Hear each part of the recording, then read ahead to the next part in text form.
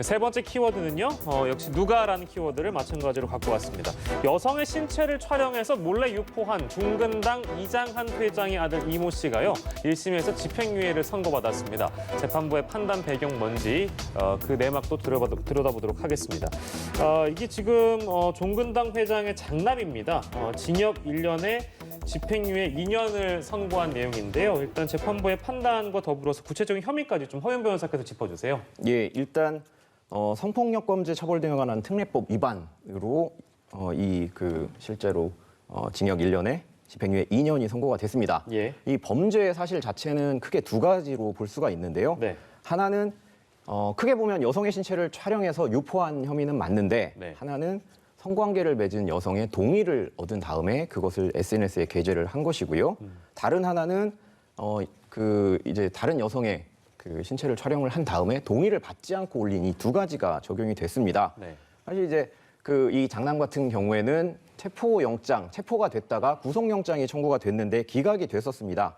당시에 이제 구속영장이 기각된 사유는 예. 피해자 얼굴이 노출이 안 됐다. 그리고 처벌 의사를 밝히지 않았다. 게시물을 지웠다. 합의했다. 등등등 하면서 이 구속영장이 기각이 됐는데요. 예. 이 내용 자체가 거의 그대로 이제 판결문에 들어왔습니다. 예. 그래서 아마 실형 선고가 불가피하지 않을까라는 예측도 있었는데 예. 재판부는 징역 1년에 집행유예 2년을 선고하게 된 것입니다. 근데 검찰이 이제 구형 배경 이런 거 밝히면서 이 상대 여성을 단순한 어떤 유흥거리, 소비거리로 전시했다 이런 지적을 하면서 징역 5년을 달라 이렇게 구형을 했었는데 재판부가 이 부분을 받아들이지 않았단 말이에요. 구체적인 이유가 뭐라고 봐야 되겠습니까, 오 교수님? 네, 지금 이제 그 재판부의 판단이 좀 달랐습니다. 왜 그러냐면 이 사진과 이 동영상을 검토해 보건데 그 안에 내용들이 이 사람들의 얼굴을 정확하게 특정하기가 상당히 좀 어려운 그런 사항이었다라고 해요. 예. 그리고 이제 검찰에서는 이제 아까 말씀 나왔습니다만은 신원 미상자를 포함을 해가지고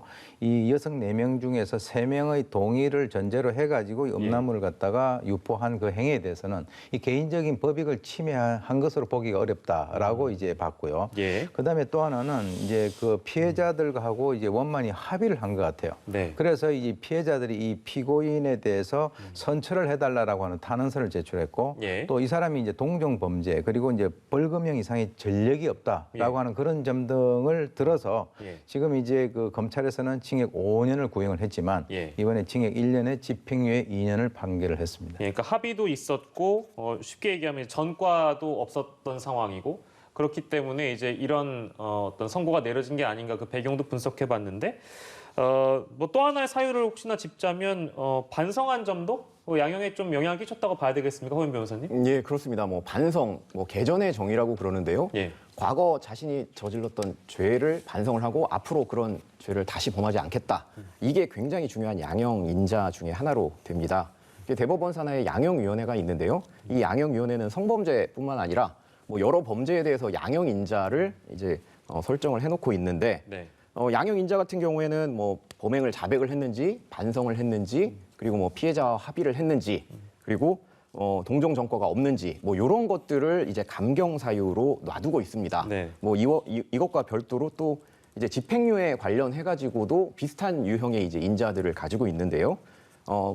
예를 들면 좀 전에 말씀드린 것처럼 피해자의 처벌불원 의사 그리고 동종 전과, 자백, 진지한 반성 이런 것들을 각각 양형 인자로 삼아서 긍정적인 사유가 부정적인 사유보다 2개 이상 많을 경우에는 원칙적으로 집행유예를 권고하게끔 돼 있고요.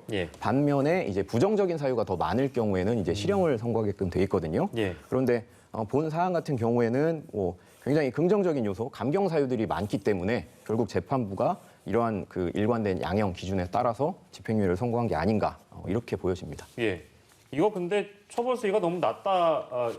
그런 지적들이 좀 있어서 이거 높여야 되지 않겠습니까? 교수님 어떻게 보세요? 글쎄요. 지금 이번에 이제 좀 특이하게도 재판부에서 이 양형 사유를 설명을 하면서 음란물 유포는 법정형이 조금 낮다라고 이제 설명을 했는데 그래서 저는 개인적으로 봤을 때는 그런 설명을 꼭 할 필요가 있나라고 하는 생각이 들어요. 왜 그러냐면 지금 이제 음란물 유포죄라고 하는 것은 이제 공식적인 명칭이 아니고 예컨대 이제 정보통신망 이용 촉진이라든가 정보 보호에 관한 법률 위반을 했을 때 사실 이제 44조 7조를 위반하게 되면 통상 뭐 2년 이하라든가 1,000만 원 이하의 벌금형이 처해지게 되거든요. 예. 이것이 뭐 지금 뭐 법정형이 높다 낮다 하는 것이 중요한 것이 아니라 N번방 사건이라든가 박사방 사건이라든가 이 음란물 유포라고 하는 것은 예. 현재 우리 한국 사회가 지금 직면하고 있는 굉장히 커다란 어떤 그 위기라고 저는 보는데 예.